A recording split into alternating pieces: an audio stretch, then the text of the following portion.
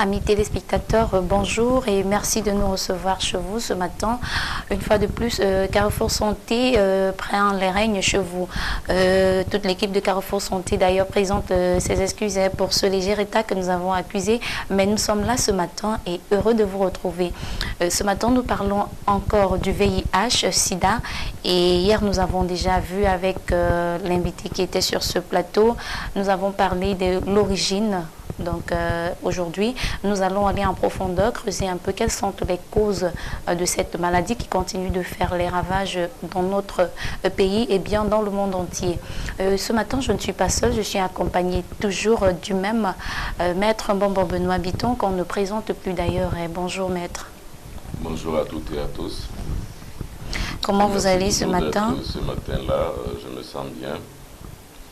Hier avec vous, nous avons vu l'origine de cette maladie et pouvez-vous rappeler à nos téléspectateurs, vous avez dit que les origines étaient beaucoup plus basées sur quoi, maître? Les origines sont connues de ceux qui sont responsables de ces ravages-là. C'est-à-dire les origines, on les a présentées comme étant partant d'un singe jusqu'à l'homme. Oui. Et nous avons dit hier, et nous avons essayé de démontrer hier que, en général, pour l'occidental qui parle d'un singe, il fait plutôt recours au noir. Oui. Ça veut dire que c'est une question de communication malheureuse qui dénote une forme d'humiliation du noir par rapport au fléau que lui-même l'occidental a créé pour le noir. Ça veut dire qu'il renvoie au noir l'origine de ce que lui-même il a produit. Il faut savoir que l'occidental a l'art de créer le problème et de trouver la solution. Le problème donc qu'il a créé, c'est de créer une maladie bactériologique dans le cadre de la guerre bactériologique et chimique. Oui. Alors le sida donc est une production de laboratoire, ça veut dire que c'est un laboratoire qu'on l'a créé, on l'a démontré hier. Mais maintenant il fallait lui donner une origine autre que celle-là pour pouvoir masquer finalement cet acte barbare. Alors donc on a donc dit que ça partait d'un singe jusqu'à l'homme. Or on faisait donc une liaison entre le singe et le noir. Et l'homme noir, oui. Donc quand on dit que l'origine de la maladie est du singe, finalement on voudrait dire que l'être humain noir en ce moment-là, qui est un singe considéré comme tel. Vous voyez même dans les stades de football, un gardien de but ou alors un joueur noir, on lui lance des bananes. Et les bananes, ça symbolise le singe. Le singe. Ça veut donc dire quoi? Ça veut dire qu'on veut nous faire croire que le sida part d'un singe à l'homme. Mais au fond, non, c'est pas vrai. Eux-mêmes savent que ça part d'un laboratoire à l'homme. Oui. C'est donc le laboratoire qui l'a créé et on l'a inoculé à l'homme par divers modes de transmission, donc la vaccination par exemple, donc une inoculation au sein du milieu hospitalier. Voilà à peu près ce que nous avons dit hier en sommaire. Justement, c'est dans ce que nous avons dit hier, l'origine du sida même n'est pas d'un singe, selon les dits du maître. Il se pourrait que cette maladie a été créée pour des raisons qu'on ne connaît pas, qu'on ne peut pas... Non, on les connaît ces raisons, c'est pour des raisons de guerre, donc c'est pour des raisons militaires. Oui. C'est comme quand les prêtres blancs arrivaient, les premiers prêtres blancs arrivaient, ils arrivaient pour des missions militaires, parce que c'était des commandos qui venaient. Oui. Ils suivaient une formation dans le bateau, parce qu'il faut savoir que le bateau qui part de là-bas jusqu'ici fait 3 mois. Et on en profitait pour les militaires qu'on avait enrôlés pour établir ces missions-là, on leur donnait une formation. Ça veut dire que ce n'était pas véritablement des missions humanitaires et spirituelles, c'était des commandos militaires. C'est la même chose pour le VIH-Sida. On connaît pourquoi on l'a créé. On l'a créé pour mettre au point une arme bactériologique pour combattre les êtres humains. Oui. Maintenant, on l'utilise comme une arme pour pouvoir stopper le boom démographique dans les pays du Sud et d'Amérique du Sud. Ok, donc vous également qui regardez ce programme, vous avez l'opportunité de venir dans ce programme et de poser vos questions au maître Benoît Biton que nous avons sur ce plateau. Vous pouvez soit participer à l'émission ou encore souhaiter faire communiquer vos produits à travers les antennes de Carrefour TV. C'est faisable, vous faites juste les 2 numéros de téléphone qui s'affichent, soit alors vous nous faites votre préoccupation par notre adresse, via notre adresse mail carrefour.santé@yahoo.fr. D'ailleurs, nous avons un sponsor pour cette émission, c'est pourquoi on va marquer un temps d'arrêt pour prendre. Il s'agit des produits d'Onis venant de la pharmacopée de Mbombok. Tenez ceci et juste derrière, on vous retrouve. Vous êtes victime d'un fait mystique et étrange. vous avez été témoin d'une situation ayant trait à la sorcellerie et vous voulez le partager ou vous voulez tout simplement apporter votre soutien à l'émission, écrivez à Carrefour des Mystères @yahoo.fr ou appelez au 00237 677 71 61 36 ou au 697 06 20 91. Élaborée à partir d'une vieille recette de la médecine holistique, l'huile d'anis procure bien-être et santé. Elle purifie, tonifie et fait luire la peau en quelques temps. Elle résout tous les problèmes cutanés responsables de bien des dégâts dans la séduction des hommes et des femmes. Et bien plus encore, l'huile d'anis peut être utilisée pour les exorcismes de haut niveau. Bombok, c'est finalement une huile bonne à tout faire. Tout le monde doit utiliser ce produit, simplement parce qu'il permet de dévaquer complètement nos cellules du corps, d'arriver à renforcer le principe des facultés de notre corps. Les anticorps de notre corps en sont aussi renforcés. C'est donc un médicament utile, et c'est d'ailleurs pour ça qu'on l'appelle l'élixir de santé. Ça veut dire que ça peut guérir toute forme de maladie, ça peut aussi en prévenir, mais aussi ça a des principes curatifs et des principes aussi préventifs. Ces principes préventifs sont inoculés, si vous voulez, sont réactivés en chaque fois que nous constituons ce médicament et surtout aussi neutralisés par rapport aux principes et aux procédés alambiques qui permettent qu'on puisse arriver à avoir une essence de l'huile. Cette huile essentielle donc nous donne la force vitale et vitalisante que nous avons besoin pour pouvoir nous mouvoir. En effet, on ne peut traduire tous les bienfaits de l'huile d'anis car tellement ils sont nombreux. Ce qu'il faut simplement retenir, c'est que Onis est l'ange guéri qui combat Satan dans tous ses états. Disposer de l'huile d'anis, c'est garantir une bonne protection contre les forces du mal, bon pour les enfants, agréable pour les adultes. Bombok, on peut même l'utiliser comme antidote, car elle permet d'éliminer 95% des toxines alimentaires qui détruisent notre flore intestinale. Même si cela peut correspondre à des prouesses que je réalise, c'est pas ça le but du principe actif que je suis devenu par rapport donc à la thématique de la médecine traditionnelle. Ce n'est pas ça qui est le plus important. Le plus important, c'est de pouvoir faire connaître. C'est-à-dire que je connais des procédés, je connais des formules spirituelles, je connais des formules sacrées pour pouvoir guérir et pratiquer une tradithérapie. Cela peut donc être utile pour l'ensemble de l'humanité. Le combat aujourd'hui que je mène est le combat de l'homme par l'homme et avec l'homme. La préparation de ce pur produit des laboratoires du Bombok Benhabito est si complexe que le résultat à l'arrivée ne peut être que convaincant, car ce médicament aux mille vertus thérapeutiques guérit tous les mauvais sorts jetés par les sorciers ou ramassés à l'air libre. Le zona, le mousson, le famla, le ndioussi, les plaies inguérissables, le con et bien d'autres sont vaincus en quelques temps seulement. Le Bombok est l'enseignant, le Bombok est le thérapeute universel, le Bombok vibre avec le secret de Dieu. C'est ce qui fait de lui un grand professeur. Et le professeur dont je suis par exemple, ce n'est pas ce que je donne indicativement un enseignement qui est écrit sur des livres, mais c'est que j'enseigne les hommes par l'expérience de ma propre vie. Donc ce produit et ces médicaments que j'élabore sont l'expression de ces expériences que je mène depuis de longues années, depuis que je suis tout petit, quand j'apprenais encore auprès de mon feu père, qui lui aussi était un Bombok, et un Bombok Maboui, c'est-à-dire un herboriste sacré. C'est la même donc généalogie et c'est la même propension de ce même traitement que j'essaie d'initialiser et de pouvoir rapporter avec un peu plus de connaissances chimiques, avec un peu plus d'élaboration intellectuelle pour pouvoir sortir de l'obscurantisme sataniste ou alors de l'obscurantisme idéologique dont on verse la plupart du temps en médecine traditionnelle. C'est pour ça donc que ce traitement reste un traitement de mise pour pouvoir apporter une grande conscience dans l'élaboration chimique de nos principes actifs traditionnels. L'huile d'anis est une composite de matières graisseuses transformée à l'état subtil, bon pour massage, mais aussi pour embaumage dans le cas de l'exorcisme. Contact pour toute acquisition 00237 77 71 61 36 ou le 97 06 20 91 ou encore contactez-nous à l'adresse carrefour.mystère@yahoo.fr. Onis est une entité spirituelle responsable du combat mystique des maîtres cosmiques, initiateurs invisibles. Il mène ce combat au profit des hommes. Le Bombok Benhabito, grand maître des arts mystiques et spirituels, a pu s'élever jusqu'aux vibrations d'Onis dans l'une de ses fréquences qu'il dirige. Et de là, il a ramené l'une des plus belles pièces mystiques allouées à Eunice pour des travaux spirituels. Il s'agit de la poudre d'Eunice. Bombok, avec efficacité, ce produit agit sur divers nœuds liés à notre destin, notamment les blocages, les malédictions et les échecs. La plupart des gens sont limités, mais pas tous. Heureusement, ça veut dire que la plupart des hommes spirituels se limitent la plupart du temps à une seule simple credo, ou alors un seul credo de leur propre enseignement. Ça veut dire qu'ils ne peuvent pas en sortir. Par exemple, tenez, si quelqu'un ne connaît qu'une seule chose, lorsqu'il en sort, il est perdu.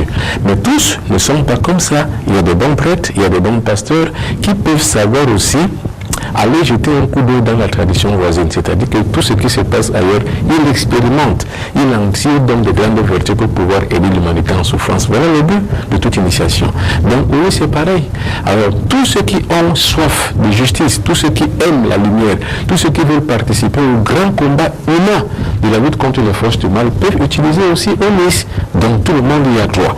La poudre d'Eunice est d'une utilité sans faille. Toutes et tous, à tous les âges, devront profiter de la chance que nous offre ce produit hors du commun. Prêtres, pasteurs, spirituels de tous bords, thérapeutes et laïcs, la poudre d'Eunice vous aidera dans tous vos travaux de subjugation. Dites-nous, Bombok, comment utilise-t-on la poudre d'Eunice? Y a-t-il des dispositions particulières à son application?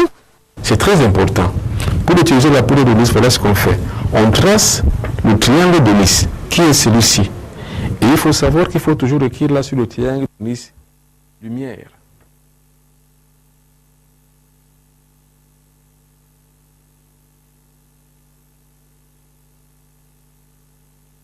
77, 71, 61, 36 et aussi le 6 97, 06 20 91. Alors ce matin, nous parlons des causes de la maladie SIDA.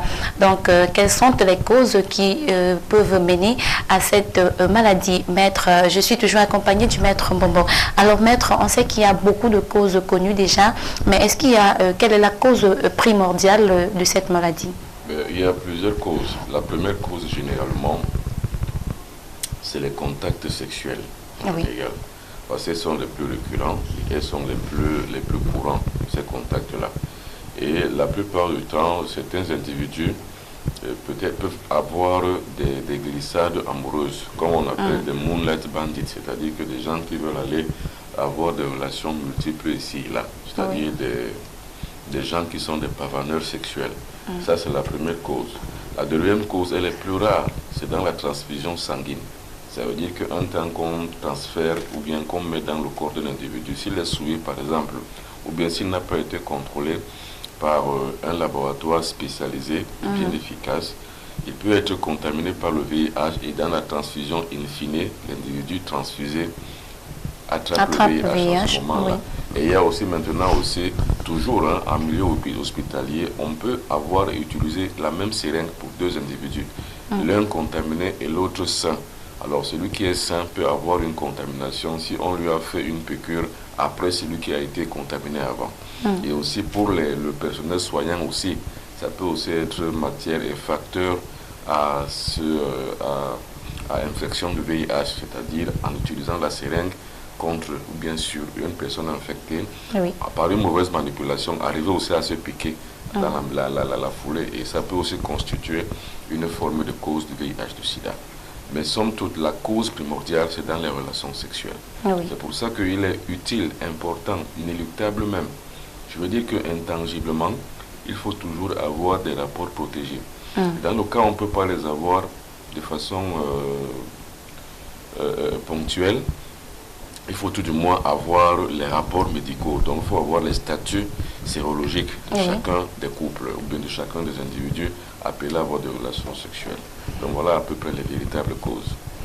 Maître, est-ce que connaître même son statut sérologique permet de mener de bien se tenir à ne pas contracter la maladie après? Parce que quand on sait que si on fait le test ce matin et que le soir on peut contracter la maladie, est-ce que faire même connaître son statut sérologique nous avertit à ne pas... Non, ça diminue le risque. C'est-à-dire que le risque zéro n'existe pas. Parce qu'en fait, même dans les brosses à dents des époux ou alors les brosses à dents des gens qui arrivent à le faire, ça peut avoir. Même dans les hôtels où les gens vont faire des passes, ils peuvent avoir que la serviette qui y est a déjà les glaires du VIH. Alors là, si on les utilise, on peut les contacter. Et il faut savoir que nos organes sexuels sont très très sensibles aux germes, quels qu'ils soient. Alors que ce soit même les germes des autres microbes ou alors que ce soit le virus de VIH, c'est très très très sensible. De toute façon, c'est même la porte la plus ouverte pour l'infection de VIH-Sida. Donc, il n'y a pas de risque zéro, mais la prévention, l'utilisation des condoms, l'utilisation des préservatifs et aussi le statut sérologique, le dépistage sont des risques qu'on arrive à amoindrir en fait. Donc ça amoindrit le risque de pouvoir contaminer le VIH-Sida. Mais, comme je le dis, je me répète peut-être, le risque zéro n'existe pas. On peut toujours le contacter d'une façon ou d'une autre. Mais la cause primordiale dont vous notez ici, maître, il se pourrait que ce soit le risque le plus faible. Enfin, oui. Le plus faible, parce que quand on sait qu'il faudrait que le virus vive dans du sang contaminé pour pouvoir contaminer l'autre. Mais lors d'un rapport sexuel, le risque est presque faible. Et pourquoi on dit de cette cause quelle est la cause primordiale? Le risque est faible, bien entendu, mais il est aussi élevé.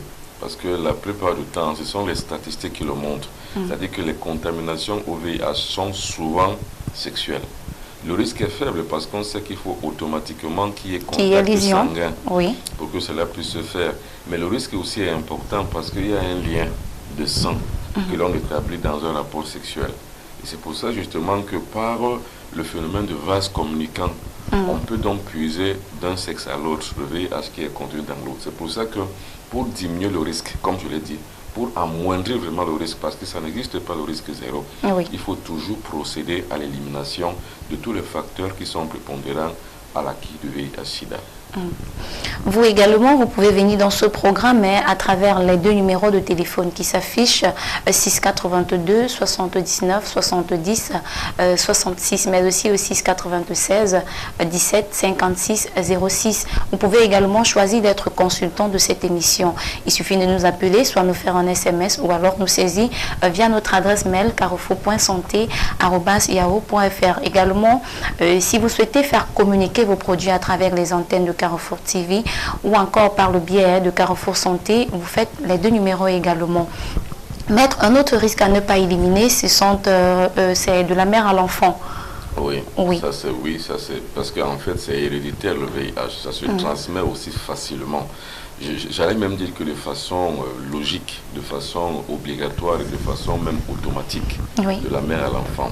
Maintenant, les proportions où l'enfant peut naître d'une mère contaminée et sain sont très faibles. Enfin, je veux dire que c'est un peu une possibilité qui est beaucoup plus grande que la possibilité inverse. Ça veut dire qu'il est beaucoup plus facile qu'un enfant l'attrape à la naissance via sa maman qui l'a porté dans son sein, qui ne l'attrape pas du tout. Et il existe quand même des cas où l'enfant qui naît d'une mère séropositive arrive à être sain. C'est possible. Mais la possibilité que cela soit automatique est très grande. Comment expliquer le processus, maître, quand on sait que le bébé se développe dans un embryon et puis il est à l'abri de toute attaque? Il se nourrit du sang de sa maman. Il faut savoir que le fœtus est en vie végétative dans le sein de sa maman. Et maintenant, la maman qui vit justement contaminée avec le sang, il y a une possibilité que cela puisse se faire. C'est une possibilité non pas génétique, mais héréditaire. Ça veut dire qu'il y a des proportions où un enfant naît de mère contaminée soit séropositif. C'est héréditaire. Tout comme il y a des proportions où un enfant qui naît de la même manière, mais qui n'est pas séropositif. Ça veut dire que d'un cas comme de l'autre, il existe cette possibilité, mais elle est plus grande que par le sang que la maman partage avec le fœtus, que l'enfant naisse séropositif. Et si c'est le père qui est contaminé, si c'est le père qui est porteur du VIH et que la mère est saine? Oui, mais est-ce que le bébé n'a rien.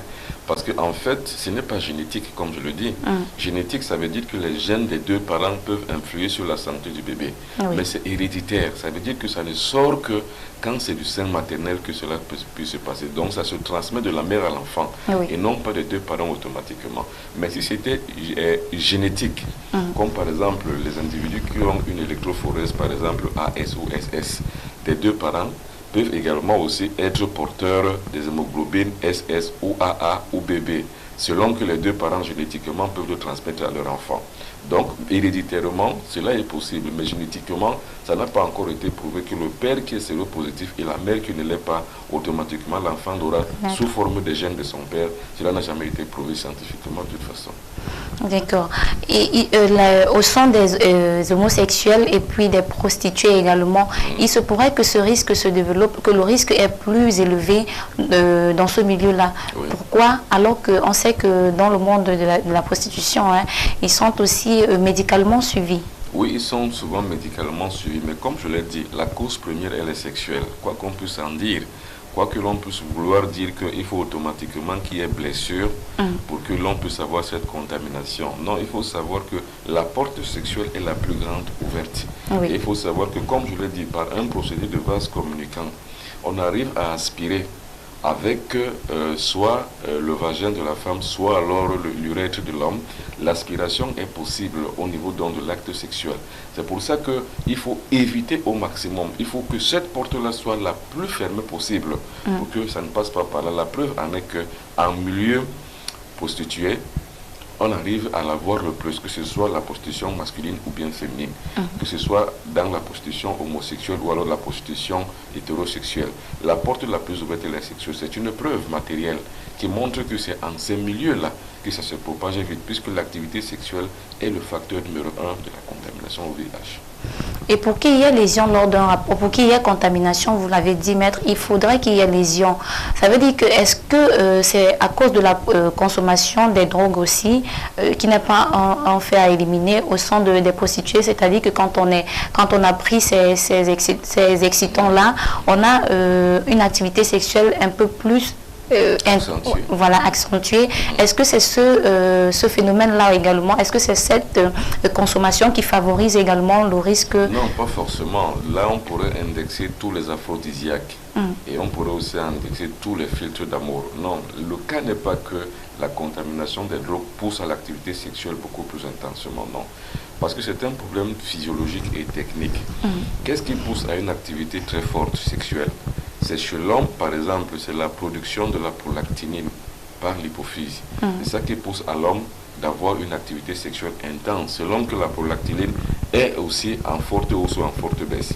Il faut savoir que quand c'est en forte hausse, il y a la faiblesse sexuelle. Ça ne donne pas plus de baiser sexuel ou de désir sexuel que quand c'est moins. Donc on peut dire que la baisse de la prolactinine, donc la prolactinine c'est le lait que l'homme produit. Alors l'homme aussi produit du lait comme la femme. C'est ce lait qu'on appelle la prolactinine. Lorsqu'elle est en forte condensation, il y a donc moins d'activité sexuelle. Lorsqu'elle est en moindre condensation, il y a plus d'activité sexuelle. C'est sur ces deux points-là que les drogues visent. Les drogues, c'est quoi? Ça joue sur les, comment on peut appeler ça? Ça agit sur les cellules nerveuses. Alors, les cellules nerveuses peuvent-elles produire plus de prolactinine ou moins de prolactinine? Là est la question. On peut donc dire qu'il y a certaines drogues qui produisent plus de prolactinine, dont l'activité sexuelle est moindre. Et il y a des drogues qui produisent moins de prolactinine, dont l'activité sexuelle est en forte hausse.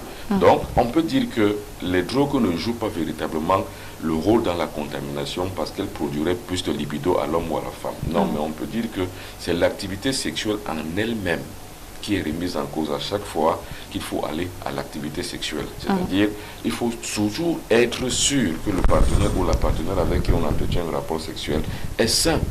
Sinon, il y a un risque qui existe. Donc, quoi qu'il en soit, le centre névralgique de l'activité sexuelle est au cœur du facteur même de l'acquisition ou alors de la contamination au VIH-Sida. Et que dira-t-on de l'alcool alors, maître, quand on sait que l'alcool également pousse à produit le même effet quand on a consommé de l'alcool? Non, il est question ici de dire que ce n'est pas forcément la libido qui produit enfin, qui est le risque de contamination au VIH. Parce que je comprends un peu la question, soit pour les drogues, soit pour l'alcool. Soit pour l'alcool, oui. Parce que généralement, il y a des individus qui pensent que quand ils boivent, par exemple, beaucoup de Guinness, ils ont beaucoup plus de libido. De libido, oui. Voilà. Alors, mais ce n'est pas là le problème. On peut avoir moins de libido ou plus de libido, mais être contaminé par le VIH. Selon qu'on a une activité sexuelle avec un partenaire ou une partenaire malsaine, donc c'est le positif. Donc le problème n'est pas au niveau du volume de libido. Le problème est au niveau de l'attitude même de l'acte sexuel, l'attitude des deux partenaires. Oui. L'une positive, l'autre négative. Maintenant, comment le savoir? Il faut faire un dépistage avant. C'est pour ça qu'il faut avoir beaucoup de doutes scientifiques avant toute activité sexuelle. Être sûr que l'individu est contaminé ou non. Je vais même vous dire qu'il y a même certains condoms qui n'arrivent pas à mettre un terme ou bien un frein à la contamination. Justement, j'allais y arriver, maître. J'allais demander exactement, est-ce que le préservatif également nous met à l'abri du VIH? Non, pas du tout. De toute façon, à moindre proportion, oui. Par exemple, on va découvrir que 40 à 50% c'est possible. Mais les 50 ou 60% ou 40% restants sont possibles. C'est-à-dire qu'il est possible que même avec l'utilisation des préservatifs, le virus puisse passer les mailles du filet. Parce que je vous ai dit hier que le virus lui-même mute. Il y a une mutation du virus qui fait qu'on ne peut pas arriver à l'arrêter, même par un préservatif aussi fort qu'il soit. Quel comportement tenir alors si on veut vraiment se mettre à l'abri? Le comportement le plus terrible à tenir, c'est quoi? C'est d'avoir toujours un dépistage pré-activité sexuelle entre deux personnes. Oui. Alors, il faut savoir que d'autres méthodes même de dépistage sont aussi moins efficaces. Il faut donc avoir une fiabilité de dépistage. Alors, pour avoir donc une fiabilité de dépistage, il faut aller dans des bons laboratoires. Justement, mais parce que les campagnes tout autour de cette maladie nous proposent comme avantage également le préservatif. Oui. Oui, mais il faut aussi savoir que les campagnes de dépistage qui sont gratuites ont une petite fiabilité dans la détection et le dépistage. Parce que ce n'est pas du matériel haut de gamme, c'est du matériel de moindre gamme qui ne peut pas produire les résultats toujours escomptés. Vous pouvez trouver donc un individu qui a été détecté dans ces campagnes séropositifs, il va dans un laboratoire fiable, il est séronégatif et inversement. Donc le truc c'est quoi? C'est de cesser de commercialiser cette histoire. Je vous ai dit hier que le sida c'est une véritable machine commerciale, une véritable proportion économique qui apporte beaucoup de bénéfices à tous ces organismes qui font ces choses. Maintenant, le sérieux étatique voudrait qu'on puisse faire une discrimination entre un bon dépistage et un mauvais dépistage. Pour cela, il faut un contrôle des autorités publiques afin de pouvoir surseoir une bonne fiabilité pour tout le peuple et pour toute la population, même les moins défavorisés et les plus défavorisés aussi. On dit également que utiliser les seringues, utiliser le matériel souillé peut nous contaminer. Mais le risque est peut-être bas au sein des, je veux dire dans les salons de coiffure par exemple. Quel est le temps que le virus peut mettre de vie hors d'un organisme? Ça a un délai de 72 heures. Vous savez que le sperme en lui-même et la contamination se passe sur les 72 heures. Ça veut dire quoi? Ça veut dire que vous faites mieux et bien d'évoquer le problème des salons de coiffure, surtout pour les hommes. Oui. Parce que le même salon de coiffure va avoir seulement une seule machine à coiffer. Je veux dire qu'une seule lame de rasoir, ou alors ça peut être encore une machine à raser, une tondeuse. Ça peut seulement être un seul. Ça veut donc dire quoi? Ça veut dire que comme le risque zéro n'existe pas, si donc d'aventure l'individu qui est coiffé a une blessure, ou alors le contact du rasoir, donc de la tondeuse, sur la blessure du premier client, le second client qui viendra prendra le risque que si lui-même il est aussi blessé, il va être contaminé de VIH. C'est pour ça qu'il faut faire attention. Je ne fais pas une mauvaise publicité pour les salons de coiffure, je les aime bien, mais il faudrait créer un autre mécanisme d'utilisation d'une tondeuse jetable. Je ne dirais pas une tondeuse jetable, mais disons de la lame de tondeuse jetable. Oui. Et qui irait donc pouvoir le changer à tout moment. Pouvoir le changer d'un individu à un autre. Voilà le risque des salons de coiffure. Il en est de même aussi pour les salons de coiffure féminins, femmes. Oui. Ou alors il faudrait qu'à chaque fois qu'on utilise une paire de gants pour une première cliente, la suivante on change. Parce qu'on ne sait pas ce qui peut arriver. Donc tous les risques sont permis. Et tous ces risques-là sont prépondérants et ils sont pris en compte. Il faut donc savoir les prendre en compte. Mais ce n'est pas au coiffeur ou à la coiffeuse de l'exiger. Parce que elle ou lui, ce qui l'intéresse, c'est son bénéfice. Oui. Mais c'est au coiffeur, donc à ceux qui vont maintenant avoir ce bénéfice de ces travaux, ces prestations-là, qui doivent donc exiger que ça soit toujours remplacé à chaque fois. Donc les tondeuses en elles-mêmes, pas la machine en elle-même, mais que la lame de tondre soit à chaque fois jetable. Pour ça, ça permet qu'on puisse éviter ces risques. Mais il faut dire que dans les salons de coiffure aussi, le risque existe énormément aussi. Alors, vous également à la maison, vous pouvez avoir votre petite connaissance sur le sujet de ce matin. Nous parlons des causes du VIH-Sida et nous avons 2 numéros de téléphone par lesquels vous pouvez vous joindre à nous, soit par appel ou par SMS. Si vous le souhaitez, vous le faites à tout moment. C'est vous également qui faites ce programme. Mais aussi, nos antennes sont ouvertes pour ceux qui voudraient communiquer, faire connaître leurs produits, donc à travers les antennes, à travers Carrefour Santé ou encore Carrefour TV. Vous pouvez faire connaître vos produits, donc choisir de sponsoriser l'une de nos émissions, ou encore si vous souhaitez être consultant de cette émission ou encore de l'une, comme on en a beaucoup, on en a assez dans notre banque. Donc si vous souhaitez être consultant de l'une de nos émissions, si ce n'est pas Carrefour Santé, ce sera une autre, vous nous écrivez à l'adresse carrefour.santé@yahoo.fr. Maître, est-ce que également les comportements qu'on tient dans nos hôpitaux, dans nos différents hôpitaux, ne seraient pas des comportements qui favorisent quand on sait que, par exemple, une femme doit aller peut-être tous les 3 mois chez un gynécologue. Mais est-ce que également au fond des salles de ces gynécologues-là, est-ce qu'il n'y a pas un risque qui se développe quand on sait qu'il faut faire le toucher, il faut à la fois consulter plusieurs personnes par jour? Oui, bien entendu, c'est ce que nous disons. C'est-à-dire que le risque existe partout. Mais maintenant, ce n'est pas au personnel soignant d'être vigilant, c'est aux patients d'être vigilant. C'est-à-dire à chaque fois, il faut toujours exiger qu'il y ait, par exemple, une paire de gants qui soit jetable. Est-ce que s'assurer que la paire de gants qui a été utilisée ou bien qui doit être utilisée sur le patient ne l'a pas été avec une autre précédente patiente. Donc il faut être vigilant. La vigilance est de mise. Mais il faut savoir que chez le personnel soignant, il y a tellement de travail à faire, il y a tellement de demandes qui n'arrivent là pas la plupart du temps toujours à prendre en compte tous ces comportements, bien je veux dire que toutes ces mesures de prévention. Il faut donc que les patientes elles-mêmes dans les salles de gynécologie et même les patients en général dans tous les pavillons de pouvoir être vigilants et d'exiger toujours la plupart du temps ou bien d'avoir toujours la connaissance de l'origine, soit des gants qu'on utilise, soit lors des pansements qu'on fait et à chaque fois garder la même vigilance jusqu'à la fin. C'est pas au personnel soignant forcément. Oui. Mais c'est surtout aux patients que revient la latitude de pouvoir être vigilant pour leur propre santé. D'autres façons de penser, d'autres ont reçu des enseignements dans les établissements et il se pourrait que lors des campagnes, on leur a dit que le virus pourrait vivre environ 1 minute dans une goutte de sang.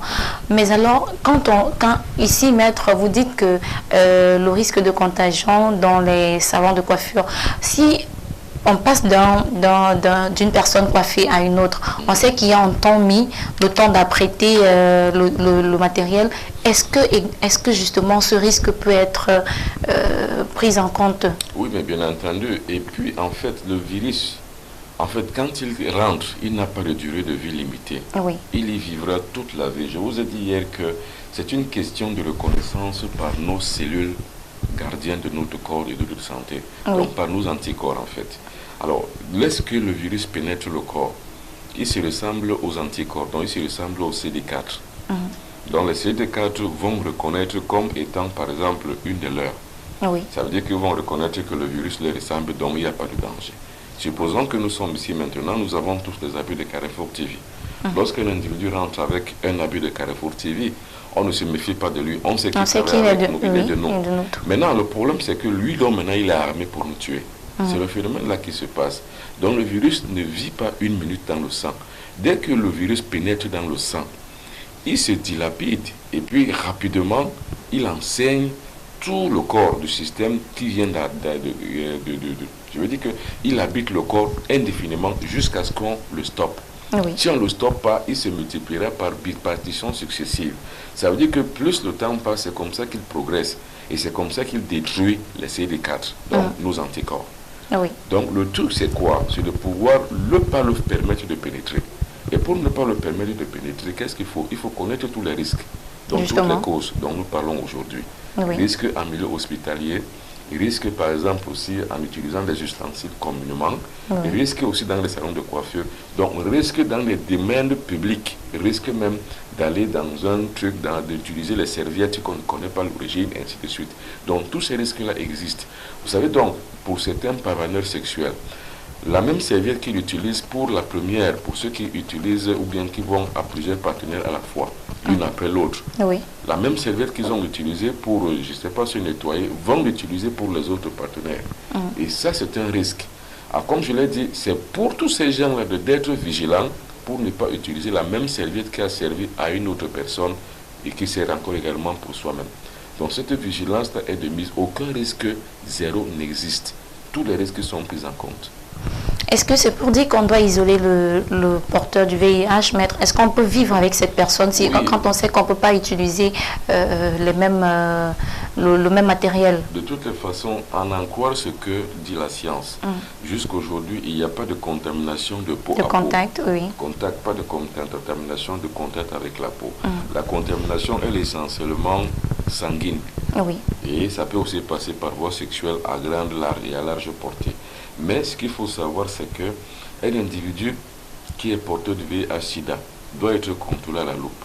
Oui. Et il va aussi de sa propre moralité de savoir que le sang qui doit couler de mon corps, je ne devrais pas être en contact avec un autre individu au risque de le contaminer. Ça veut dire que d'un côté, on doit faire attention, et de l'autre aussi, moralement, le séropositif doit aussi être très bien assis, afin de ne pas pouvoir distribuer son virus autour de lui.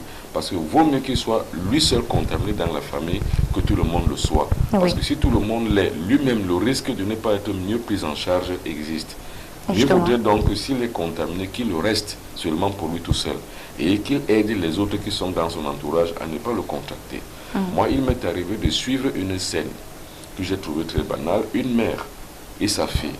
Alors, on mettait donc une perfusion à la mère qui était grabataire mourante parce que son CD4, son taux était très bas. Elle devait passer l'arme à gauche, elle devait mourir. Maintenant, la seringue s'est détachée. Au moment où on devait la coucher, s'est détachée. Elle est tombée net, pique sur le pied de sa fille. De sa fille, oui. Alors, qu'est-ce qui se passe à ce moment-là? Nous avons donc deux choix, ou alors de deux choses l'une. Soit elle est contaminée immédiatement, soit elle ne l'est pas. Oui. Mais maintenant, qu'est-ce qui va prouver qu'elle est contaminée? Ce n'est que l'examen, donc le dépistage. Oui. Heureusement, pour cette personne, on a dépisté, on a trouvé qu'elle n'avait rien. Donc ça veut dire que aussi, certaines constitutions sanguines n'arrivent pas à accepter l'intromission du VIH-Sida. Et ça, c'est un espoir. Et ça relève même d'une expérience que l'on a fait, je ne sais plus dans quel pays, où certaines personnes, en milieu de prostituées, on avait constaté que certains prostituées, là où il y avait une grande proportion de contaminés, ne l'étaient pas. Justement. On les a donc amenés en laboratoire, on a testé avec un virus du VIH-Sida, sous réserve. Et maintenant, finalement, ils ne l'ont pas développé. Ça veut dire que certaines constitutions sanguines sont tellement armées de CD4 violents et forts, efficaces, que l'introduction du VIH-Sida est difficile. Alors, je crois que voilà l'espoir qui naîtra, et à partir de là, nous autres chercheurs, nous avons pu mettre une arme de pointe pour pouvoir prévenir ce genre de choses en partant de ce fait. Oui. Une autre opinion populaire, maître, il faut dire que c'est quand même un faible pourcentage. Je pense que quand on souffre du zona et quand on va faire son test de dépistage, on est déclaré porteur du virus. Mais alors, quel est le rapport entre cette maladie et le VIH? Oui, il faut savoir qu'on reconnaît une maladie par ses symptômes. Ce n'est pas une fausse rumeur, ce n'est pas aussi une faible proportion. Dans ma propre expérience personnelle, toutes les personnes dont j'avais recommandé d'aller faire un virus de sida, le dépistage, après que j'ai constaté qu'ils avaient des zonas, ça l'était à 95%. Ça veut dire que le zona est un signe précurseur de VIH-Sida. Alors donc je rappelle ici, si vous avez le zona dans votre famille, ou bien dans votre corps, si alors vous connaissez un individu qui a le zona, allez lui faire un dépistage parce que le zona est loin d'être seulement une maladie que l'on jette. C'est seulement pas un sort qu'on jette à autrui. Le zona est récurrent au VIH-Sida. Ça veut dire que si vous avez le zona, faites attention, allez vous faire dépister directement. Allô? Parce que vous pourrez donc avoir donc le VIH. Allô? On a un téléspectateur en ligne. Allô? Bonjour madame. Bonjour, comment je vous appelle? Benjamin Ounja. Benjamin Ounja, bonjour. Et bienvenue dans le programme. Bonjour. Merci. je dis bonjour au maître, bonjour à Laetitia et je voudrais poser une question. La question est de savoir, concernant le virus en question, lorsque le maître a parlé tout à l'heure, le maître a parlé de la durée. En fait, il parlait des coiffeurs. Oui. En fait, concernant ces coiffeurs-là, il est souvent, je voulais savoir en fait, est-ce que le virus, nous savons que les tondeuses électriques chauffent généralement, est-ce que le virus du sida peut résister à la chaleur de la tondeuse? Voilà réellement ma question. Est-ce que le virus du sida peut résister à la chaleur de la tondeuse? Oui. Et la tondeuse dégage, voilà. Je vous remercie, merci beaucoup. C'est nous qui vous remercions, Benjamin, d'être passé par ici. Alors, on va répondre directement à Benjamin, maître. Il aimerait savoir si la chaleur qui se dégage au fond d'une tondeuse, quand on sait qu'on la branche, elles sont généralement électriques. Mais alors, est-ce que cette chaleur peut permettre à ce que le virus vive longtemps? En général, non. Mais il faut savoir, je vous ai dit que le virus du sida développe des résistances. Oui. Ça veut dire que si hier ce n'était pas possible, et aujourd'hui par l'effet de cette mutation constante du virus, n'oubliez pas que nous sommes au virus du type 2 aujourd'hui, oui. Peut-être le type 3 même, et demain on sera au virus du type 4, type 5, type 6, parce qu'il mute constamment, parce que lui aussi développe les résistances. Et cette résistance nous permet donc qu'il peut également aussi développer donc une forte résistance à la chaleur de la tondeuse. Oui. C'est pour ça que je dis le mieux c'est d'être prudent, vigilant. Et si vous ne pouvez pas avoir la confiance à votre coiffeur qu'il a une lame de tondre qui est jetable, alors vaut mieux acheter vous-même votre tondeuse chez vous et vous l'utilisez. Ça je le dis en toute bonne conscience. Personnellement, vous allez voir mes cheveux, je les tonds moi-même. Oui. Parce que je ne voudrais pas prendre un risque quelconque. Même si je sais que dans moi, je pourrais développer certaines activités de mes anticorps pour ne pas être exposé au VIH ou alors ne pas être exposé à un microbe. Cela est possible. Oui. Je crois qu'avant la fin de cette semaine, on va l'enseigner comment faire pour ne pas avoir donc, de ne pas être en contact avec un microbe. N'importe quelle maladie. Je veux le dire pour pouvoir aider les gens à pouvoir se protéger et à être toujours sain. Oui. Parce que la santé est une loi. Celui qui n'a pas la loi de la santé et qui l'enfreint tombe à la maladie. Et maintenant, c'est pour essayer d'expliquer aux gens, déjà de façon terre à terre et scientifique, comment ils doivent faire pour se comporter, pour ne pas être victime. Avant qu'on arrive maintenant, comment faire pour armer son corps contre toute agression extérieure. Oui. Alors donc, il ne faut pas prendre un risque, parce que le risque le risque de contamination est énorme. Et la mutation, la résistance du VIH aussi est énorme. Oui. Donc, je me dis, il faut faire attention. Que ça soit prouvé scientifiquement qu'en milieu de chaleur, dans un bouillon de chaleur, un virus ne peut pas survivre pendant longtemps. Oui. Il faut faire attention parce que le virus aussi mute. Il peut développer donc des résistances qui lui permettent de vivre dans ces milieux-là. Justement, parce que j'allais également parler du corps de l'homme. On sait qu'à l'intérieur, ce n'est pas toujours froid. Ce n'est pas toujours froid. Oui. Et nous avons ce qu'on appelle la chaleur animale. Je crois que ça remonte à environ à 35 ou, je ne sais pas moi, 30 degrés ou 28 degrés, j'en sais plus trop. Oui. J'ai oublié le nombre de degrés. Je crois que c'est 35 degrés ou 36 degrés. Je crois que la chaleur normale, la température normale du corps est de 36 degrés, je crois. Les médecins recommandent généralement 37. Voilà. De ne pas dépasser ou de ne pas être... Voilà. Donc ça veut dire que si déjà le virus peut vivre à cette chaleur animale que le corps dégage, ça veut dire qu'en chaleur, que dégage donc la lame de la tondeuse, cela peut être possible en cas où il a muté. Oui. En fait, c'est une possibilité mathématique. Alors, maître, est-ce que... on va prendre d'abord un SMS, pourquoi pas. Je le dis que cette émission est interactive. C'est pourquoi, au fur et à mesure, on va répondre soit aux appelants ou alors à ceux qui réagissent dans cette émission par SMS.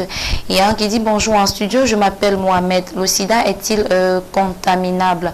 Voilà, est-il contagieux ?» On va le dire comme ça. Est-ce que... Oui.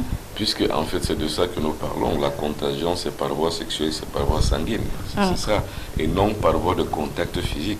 Ça veut dire qu'il ne s'agit pas de toucher quelqu'un pour que celui-ci soit contaminé. Il suffit qu'il y ait un moyen, un facteur, un vecteur de transmission. Justement parce que c'est avec assez de campagnes, maître, qu'on comprend, parce qu'il y a d'autres années antérieures, on n'arrivait même pas à consommer, à manger dans le même plat avec un porteur. Et ça c'est un peu un abus d'habitude, de penser que le porteur de VIH doit être mis en quarantaine. Non, il vit automatiquement avec les autres.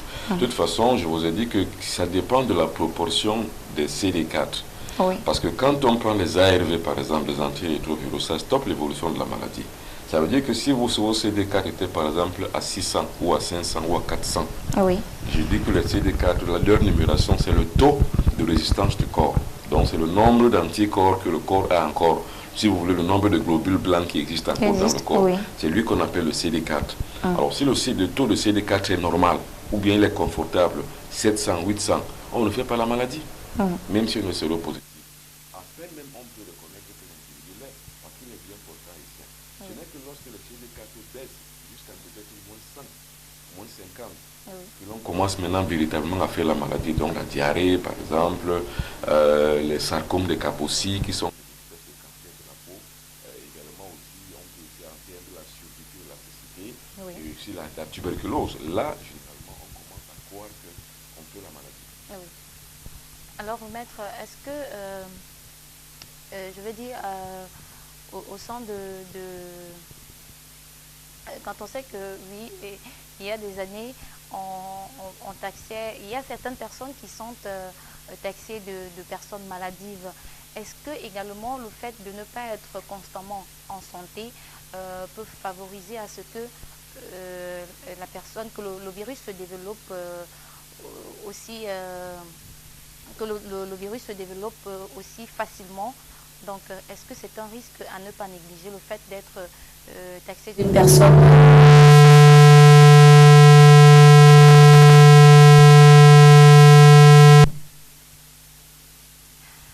Alors, voilà, avec la quantité de la technique, on va pourquoi pas laisser place au sponsor de cette émission. Encore, on prend l'huile de Nice et on vous retrouve juste derrière. Victime d'un fait mystique et étrange, vous avez été témoin d'une situation ayant trait à la sorcellerie et vous voulez le partager ou vous voulez tout simplement apporter votre soutien à l'émission, écrivez à Carrefour des Mystères @yahoo.fr ou appelez au 00237 677 71 61 36 ou au 697 06 20 91. Élaborée à partir d'une vieille recette de la médecine holistique, l'huile de Nice procure bien-être et santé. Elle purifie, tonifie et fait luire la peau en quelques temps. Elle résout tous les problèmes cutanés responsables de bien des dégâts dans la séduction des hommes et des femmes. Et bien plus encore, l'huile de Nice peut être utilisée pour les exorcismes de haut niveau. Bombok, c'est finalement une huile bonne à tout faire.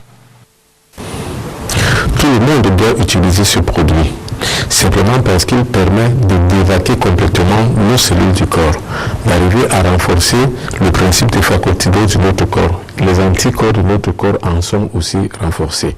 C'est donc un médicament utile d'ailleurs pour... Voilà, l'huile de Nice, notre sponsor, le sponsor de cette émission. Vous également, vous pouvez choisir de sponsoriser l'une de nos émissions juste en faisant les 2 numéros de téléphone qui s'affichent au bas de votre écran. Ce matin, nous parlons du VIH-Sida encore. Hier, nous avons parlé de l'origine de cette maladie. Aujourd'hui, nous parlons des causes. Toujours avec le même invité, Maître Benoît Bitton. Alors, Maître, avant qu'on ait un élément, j'étais en train de dire, est-ce qu'une personne, parce qu'on sait qu'il y a des personnes qui sont... de naissance maladive, donc tout au long de leur vie, ils sont constamment malades. Alors, est-ce que ce type de personnes ne favorise pas également le développement du virus? Oui, bien entendu, parce qu'il faut savoir que le sida en lui-même n'est pas véritablement une maladie, une pathologie en tant que telle, parce qu'il n'y a véritablement pas une maladie typiquement VIH. Oui. Le VIH détruit les cellules du corps et là favorise donc l'intromission de toute forme de maladie dans le corps. Oui. Or, si on trouve déjà que le corps est favorisé, ou bien le corps est déjà malade, ça favorise déjà in facto toute l'intromission des autres maladies. Donc, on peut dire que c'est un bon facteur pour le VIH de se développer dans le corps. Donc, une personne trop maladive également ouvre une large porte pour l'avancée du VIH dans le corps. Alors, vous pouvez à tout moment venir dans ce programme, mais on va d'ailleurs prendre un SMS, une réaction. J'aime cette émission parce que ça dit certaines vérités qui se passent dans ce monde. Le SMS n'est pas signé. Merci à toi d'avoir réagi dans ce programme. Une autre question, le sida est-il soignable, maître? Non, scientifiquement parlant, comme nous l'avons dit hier, scientifiquement parlant, le VIH-Sida ne se soigne pas. Mais là, nous sommes dans la thèse où on dit que ça vient d'un singe. Oui. Ça, c'est ça, justement, parce qu'on dit que le sida vient d'un singe jusqu'à l'homme et que ça a commencé en Afrique. Ça veut dire que c'est l'Afrique qui est le berceau de cette histoire. Mais j'ai dit hier que c'est faux. Ça ne vient pas d'un singe, c'est faux. Oui. Ça vient d'un laboratoire parce qu'on l'a créé. Alors, à partir du moment où on rentre dans cette logique, on dit finalement que oui, il y a des antidotes. Parce que toute maladie qu'on crée en laboratoire, il y a un antidote. Justement. Mais on ne voudrait pas que l'antidote soit commercialisé. Pourquoi? Parce que cela va faire perdre beaucoup de bénéfices aux industries pharmaceutiques qui sont greffées derrière, qui produisent par exemple la trithérapie. Et il faut savoir que ça coûte énormément, ça dépense énormément beaucoup d'argent. Et puis, ces laboratoires gagnent beaucoup d'argent dans la trithérapie. À défaut de ça, ou bien en dehors de ces laboratoires et de ces industries pharmaceutiques, il y a aussi ceux qui produisent les préservatifs. Oui. C'est beaucoup de milliers de dollars américains qui rentrent dans ce jeu-là. Donc il y a tellement de bénéfices colossaux qu'on n'a pas intérêt à ce que le sida finisse. Donc c'est un business, le sida. Et nous avons dit encore hier qu'il n'y a pas que le sida qui a été créé pour pouvoir créer des industries de pharmacie qui produisent des médicaments. Oui. Il y a le virus Zika, c'est le dernier en date. Oui.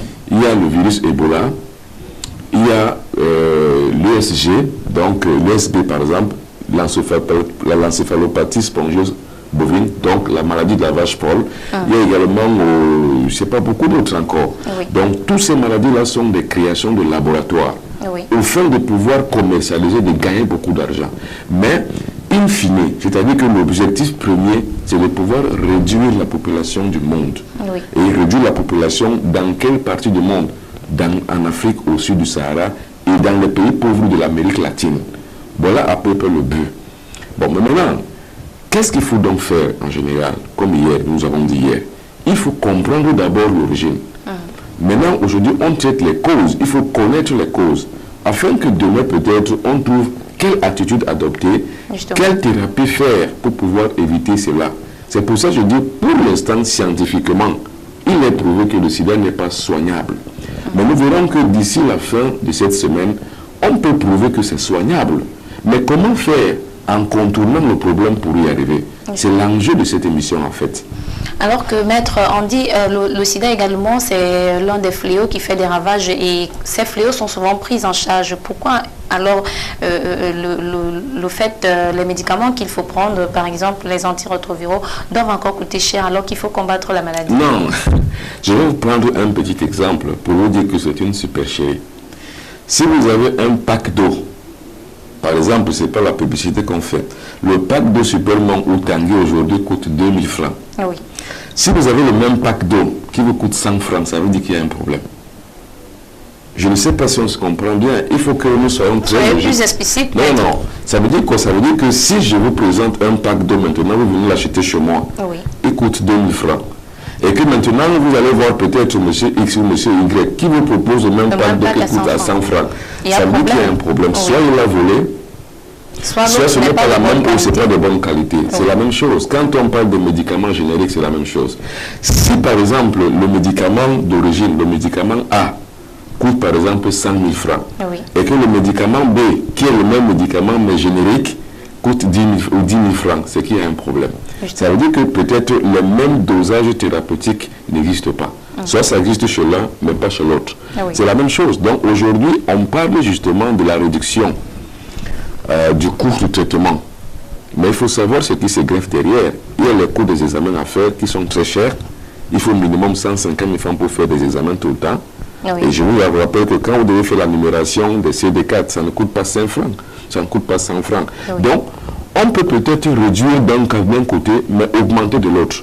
Ça veut dire que cette histoire de sida, on compense toujours. Donc, cette affaire de sida risque d'être une supercherie. Mais moi, à mon âme et conscience, je pense que c'est déjà très bien que toutes les populations aient accès. Mais est-ce que c'est la même force thérapeutique que l'on prend quand on a amendé le coût de ces ARV? C'est là la grande question. Or, maintenant, quand on va rentrer donc dans la logique des choses, on verra que cela a été réduit aussi de façon thérapeutique afin qu'il y ait une plus forte consommation, mais avec un moindre une moindre force thérapeutique afin de pouvoir compenser dans la balance. Or, voilà ce qu'on peut faire pour aider l'humanité qui en souffre. C'est de donner à tout le monde la possibilité d'avoir accès à l'antidote. Oui. C'est tout ce que nous demandons. Donc, on va dire donc aux laboratoires qui sont responsables de ce VIH-Sida qu'ils donnent maintenant à tout le monde la possibilité d'avoir l'antidote. Qu'on ne reste pas supputé, faire des gesticulations inutiles à des fins commercialistes et dire aux gens que non, vous pouvez vous prévenir de ça, mais attention, même si vous le faites, même vous pouvez toujours être exposé à la contamination. Oui, c'est un double langage qui est très dangereux pour les pauvres que nous sommes. Oui. On prend une autre réaction dans cette émission. Bonjour, les rapports sexuels où l'un des partenaires est blessé, où il n'y a pas eu de rapport forcé.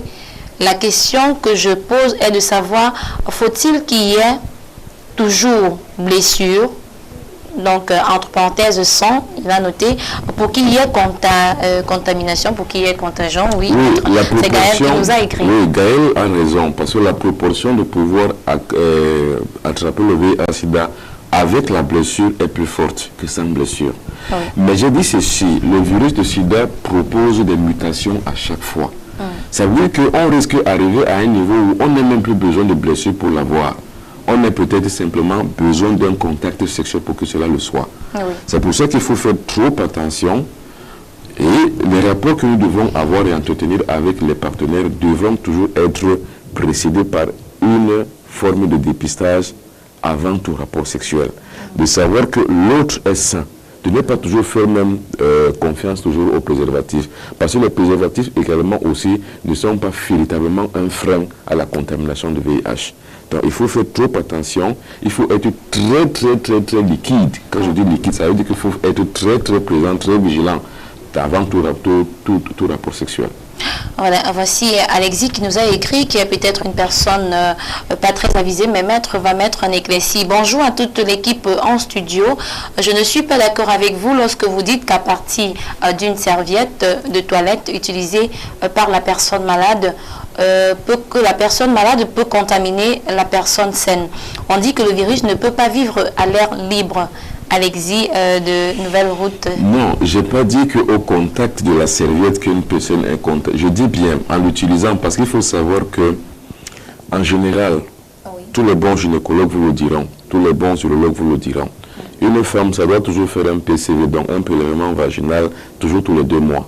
Et un homme tous les 3 mois. Ça veut dire que même les habits, même les slips que vous portez, peuvent avoir des germes que vous pouvez contacter. Parce qu'il faut savoir que notre activité sexuelle est même, nos organes sexuels sont très sensibles. Oui. Je dis bien, une personne qui est contaminée par voie sexuelle pourra peut-être avoir le même bénéfice pour celui qui utilise la même serviette que lui. Oui. Il suffit simplement peut-être que lui, il soit blessé quelque part dans son organe sexuel, pour que vous qui utilisez donc le contact avec sa serviette, vous pouvez aussi l'être. Donc il n'y a pas de risque zéro dans ces choses. Et j'ai dit qu'il n'y a pas que la blessure dans l'activité sexuelle qui favorise la contamination. Il y a aussi le phénomène de vase communicant d'aspiration, soit du vagin et de l'urètre de l'homme. Ça veut dire que l'urètre de l'homme peut aspirer le virus de sida qui aussi mute à chaque fois. Oui. Dans le vagin de la femme. Et inversement, le vagin de la femme peut aspirer aussi le VIH dans l'urètre de l'homme. C'est une possibilité mathématique parce que le virus mute. Oui. C'est-à-dire qu'au départ, quand on était du type 1, il fallait seulement le sang pour qu'il y ait contamination. Oui. Mais aujourd'hui que le virus a muté, même le préservatif n'arrive plus à l'arrêter. Vous voyez donc que c'est très compliqué cette histoire-là. Oui. Souvent même, vous voyez que le préservatif, même les médecins le disent, même les scientifiques le disent, le préservatif ne laisse pas couler le sang, même si vous êtes blessé. Ça veut dire qu'il n'y a pas un contact, donc le sang est difficilement transfusable. Oui. Mais le virus ne peut transpercer ou alors peut muter et traverser la paroi du préservatif. Donc il est donc utile de savoir que à tout bout de champ, il faut être vigilant. Oui. Si on n'est pas vigilant, de toutes les manières, on peut le contacter. Alors donc je rappelle simplement que toutes les méthodes de contraception, je veux dire que toutes les méthodes de protection qu'on vous a données, soyez-en sûrs, ce sont de bonnes méthodes, mais comprenez que le virus lui aussi, il mute. Et à chaque fois, il faut faire avec. Oui. Il faut être conforme à sa mutation et faire attention à chaque fois. Alors, pour poser vos questions au maître, vous avez 2 numéros de téléphone et à tout moment, vous pouvez venir dans ce programme parce que c'est vous également les maîtres de ce programme. C'est pour vous qu'il a été mis sur pied. Si vous souhaitez être consultant ou encore faire communiquer vos produits, vous pouvez nous saisir même par notre adresse mail carrefour.santé@yahoo.fr. On prend une autre réaction. Le virus du sida peut-il résister à la chaleur de l'alcool? Je n'ai pas très bien compris la question. Ça veut dire que quel alcool à boire ou l'alcool thérapeutique? Bon, du moins, prenons les 2 possibilités, maître. Non, expliquer. Ça veut dire que non, ça n'agit pas. En fait, tous les virus, en fait, généralement, c'est difficile. Surtout, il y a certains microbes, par exemple les bactéries. Oui. Lorsque vous avez une blessure, on dit que c'est une large porte ouverte pour les bactéries. Alors là, on peut donc mettre l'alcool et l'alcool peut agir, c'est-à-dire que l'alcool peut annuler la virulence de la bactérie. Mais quand il s'agit d'un virus, c'est très compliqué, surtout le virus du sida, qui a un spectre très fort et très puissant, très efficace, mais alors d'une rigidité grave. C'est difficile que l'alcool le distribue. Ça veut dire qu'il veut dire quoi? Est-ce que si vous vous blessez et que vous soyez en contact avec un sidéen, donc quelqu'un qui est séropositif, et que son sang soit en contact avec votre blessure, est-ce qu'en mettant de l'alcool à 95 degrés, est-ce que vous annulez le virus du sida? Non, ce n'est pas possible. Parce qu'il va traverser, puisqu'il est très efficace, et rien ne peut l'arrêter en fait. Ce qui peut l'arrêter simplement, c'est l'antirétroviraux, qui va lui permettre en général de ne plus continuer, mais qui ne va pas le tuer. Je ne sais pas si vous comprenez un peu la différence. Donc ça veut dire que le virus du sida est très dangereux en cela, qu'aucun moyen comment on peut appeler ça, d'acception ne peut arriver à l'arrêter. Parce que c'est quoi l'alcool? C'est quoi? C'est un antiseptique. Donc aucun antiseptique ne peut arrêter le virus du sida. Et il y a que le téléspectateur pense que comme l'alcool est pour éliminer les microbes en fait. Mais justement, c'est ce que je dis. Donc c'est difficile avec le virus du sida, en tout cas. Alors une autre réaction, bonjour Bombok, la femme de mon voisin est porteuse du virus. Ce qu'on lui a dit à l'hôpital depuis près de 4 mois et mon voisin ayant fait le test est sain. Est-il possible? Oui, cela est possible. Je vous ai dit ici dans ce jeu qu'on a fait une étude sur certaines prostituées. On a vu que ces prostituées étaient séronégatives. Cela ne s'expliquait pas scientifiquement. Alors que dans le milieu où elles exerçaient, d'autres de leurs copines étaient séropositives. On a donc fait une étude spécifique sur elles. Et puis on a également fait un milieu de leur sang, on a injecté le virus du sida qui s'est toujours révélé être séronégatif. Donc ça veut dire qu'il y a certains individus dont le sang est assez puissant, dont les anticorps sont très puissants, qui n'acceptent pas l'introduction du virus sida. Donc c'est possible qu'on trouve un mari sain et une femme séropositive. Ou alors inversement, une femme saine et le mari séropositif. C'est une possibilité mathématique. D'accord, on prend une autre réaction, maître. Bonjour s'il vous plaît, j'aimerais savoir comment se faire dépister avant d'entrer dans l'acte sexuel pour éviter d'être contaminé. Il faut simplement aller dans un laboratoire. Mais je dis bien les laboratoires aussi se dépassent. Il y a des laboratoires qui n'ont pas véritablement une fiabilité technique pour pouvoir dépister. Ça dépend. C'est comme vous allez voir par exemple un tensiomètre électronique qui est peu fiable alors que le tensiomètre à l'ancienne manuel est beaucoup plus fiable. Vous trouverez toujours des laboratoires peu fiables et vous trouverez des laboratoires très fiables. Il faut chercher donc un laboratoire fiable qui va vous faire des bons résultats. Et là justement, quand vous êtes sûr que vous êtes sain, faites aussi faire dans le même laboratoire fiable votre conjoint ou bien votre partenaire ou alors votre futur fiancé, ou alors votre futur partenaire avec qui vous allez avoir des rapports sexuels avant et longtemps. Alors vous le faites et vous le faites tous les deux et là vous êtes sûr. Si donc vous découvrez que lui aussi il est sain, alors là vous allez donc avoir des rapports sexuels sans problème. Vous êtes au moins sûr et là non protégé parce que vous êtes sûr pour vous. Est-ce la fiabilité de ces appareils, maître, qui fait en sorte que quelqu'un peut faire son test aujourd'hui dans un laboratoire et puis que être déclaré ici séropositif, mais qu'après quelques jours, même seulement, il fait, pour ne pas dire qu'il y a eu une durée, que peut-être qu'il y a eu une chance d'être guéri, il fait après quelques jours un autre test ailleurs et puis il est déclaré séronégatif. Mais bien entendu, bien sûr, c'est la fiabilité technique de ce matériel. Et il faut faire son test tous les 3 mois. Oui. Ça veut dire que tous les 3 mois, vous allez toujours à un centre et là, vous allez me parler de questions de moyens. Mais il faut savoir que la santé n'a pas de prix. Il faut savoir que le virus du sida qui a été créé, aujourd'hui que nous le savons, nous en sommes conscients. Mais le phénomène est là. il faut vivre avec. Mais en vivant donc avec le système et le phénomène qui est créé, il faut donc chercher à contourner le système. Et pour contourner donc maintenant le phénomène, il faut toujours avoir une prévention. Ça veut dire qu'il faut toujours faire un dépistage tous les 3 mois. La santé n'a pas de prix. Même s'il faut que vous travaillez tous les jours, toutes les semaines pour pouvoir garder votre argent pour que tous les 3 mois, faire ce dépistage-là, c'est très bon. Parce qu'il faut savoir que vous avez une proportion très fiable, très avancée, de pouvoir en guérir lorsque vous avez fait un dépistage tôt. Ça veut dire que si des 3 mois qui précèdent l'année, janvier, février, mars, vous avez fait, et que vous êtes séropositif, ça veut dire que très tôt, avant la fin de l'année, on peut prendre en charge et très tôt, vous allez avoir donc un CD4 résistant et finalement, le virus ne va pas avancer. Peut-être que par un phénomène alimentaire, il y a certains aliments que si vous les mangez régulièrement, vous pouvez donc annuler l'effet du virus dans votre sang. On va voir ça peut-être à la sortie de l'émission vers la fin de la semaine. Parce qu'il faut savoir que certaines attitudes alimentaires défavorisent l'évolution du sida. Or, il faut d'abord fixer le virus dans le sang. Ça veut dire qu'il ne progresse plus. Afin de pouvoir maintenant avoir une consommation alimentaire adéquate pour pouvoir le détruire. C'est une possibilité. Alors, on saurait parler de causes sans parler de conséquences, maître. Ces multiples causes, quelles sont les conséquences sur l'humanité? Et même avant d'y arriver, est-ce que les aliments également peuvent favoriser? Donc, est-ce qu'il y a un comportement adopté en matière d'alimentation pour éviter également la propagation du virus? Tout à fait. Mais déjà, il y a une certaine hygiène alimentaire qu'il faut adopter pour pouvoir d'abord l'éviter.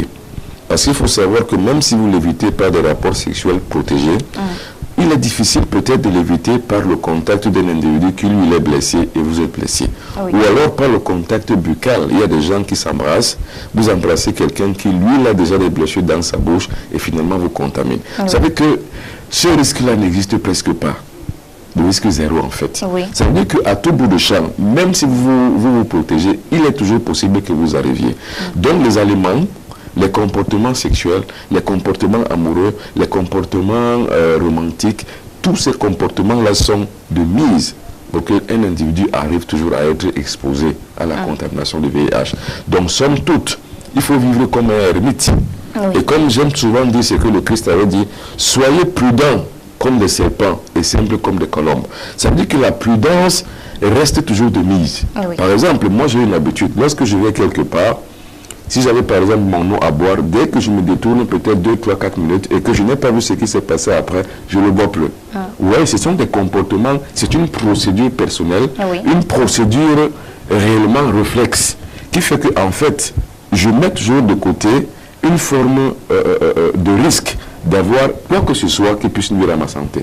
Donc c'est pour ça qu'on dit que la santé c'est une loi. Il ne faut jamais enfreindre la loi de la santé. Et il faut toujours rester vigilant à sa santé. Et il faut éviter par exemple de boire beaucoup d'alcool. Parce que beaucoup d'alcool affaiblit le corps. Il faut éviter de fumer par exemple. Parce que la fumée de la cigarette abîme le corps, abîme les poumons et entame les anticorps du corps. Il faut donc, pour ne pas s'affaiblir, avoir donc la consommation d'un type d'aliment, par exemple, riche en vitamine C, en vitamine B et en vitamine E. Cela permet que le corps est fort, dur, puissant et ranime un peu maintenant des anticorps. Il y a aussi certaines infusions qu'on doit faire pour donner un peu plus de diligence à ces anticorps pour pouvoir résister à toute forme d'attaque extérieure. Donc voilà tout ça qu'il faut mettre en verbe afin de pouvoir respecter la loi de la santé. Et au contact du virus, maître, quel est le temps mis pour que la personne commence à développer la maladie? Il faut 10 ans d'incubation.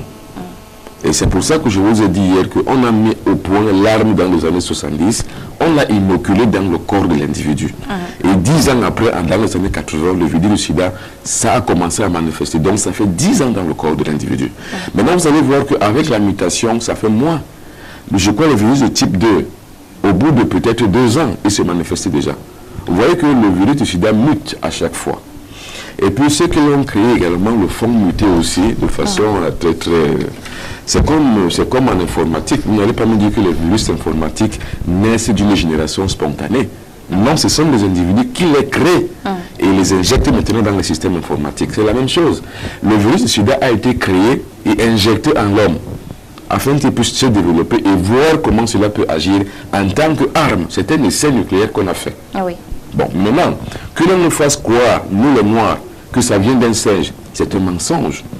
Et il ne faut pas y croire, en fait. En fait, personnellement, je n'ai jamais cru. Même les scientifiques eux-mêmes supputent, ils disent toujours, il se pourrait que c'est parti d'un singe à l'homme. Il n'y a pas de preuve de contamination de l'animal à l'homme palpable jusqu'aujourd'hui. C'est donc une supputation. Justement, les conséquences, alors maître, il faut aviser nos téléspectateurs, quand on parle des causes, on parle également des conséquences. Non, mais les conséquences, c'est le développement économique. Parce qu'une population qui est malade ne se développe pas. Il faut savoir que le quotient du développement économique, c'est l'être humain. Ça veut dire que nous avons une productivité humaine qui est la véritable production économique. Ça veut dire que sur le plan économique, il y a une conséquence terrible, néfaste, négative. Bon.